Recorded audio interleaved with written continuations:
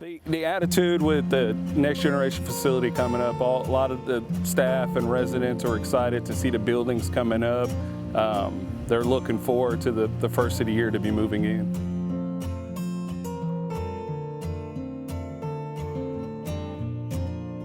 The plan is first is for the residents on the west side of the campus, which would be the Creighton unit. They'll move into Cottage 1. And once they're done with the other two cottages, my assumption is we'll start transitioning them into the other two cottages. The biggest difference it's going to be is regarding the lighting, the spacing on the units, the sound.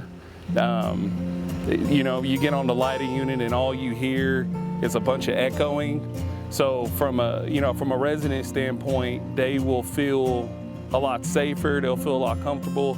Each unit will have 16 beds. Each kid will have their own individual room.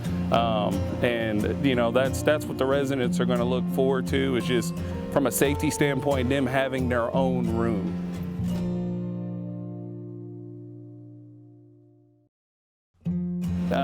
It's been a complete 360 turnaround from when I began here in November of 2018.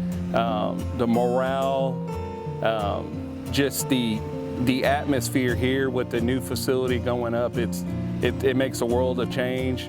Like I say, staff are excited, the residents are excited to be able to, move into the new facility. Going out to Oregon last January and seeing their campus out there, it really made me more excited to see what this campus would become. But now just kind of seeing it, it's kind of hard to explain. You have to kind of see it for yourself to see how it really makes you feel to see these buildings going up for our kids and staff. One of the biggest differences is going to be the spacing on the units.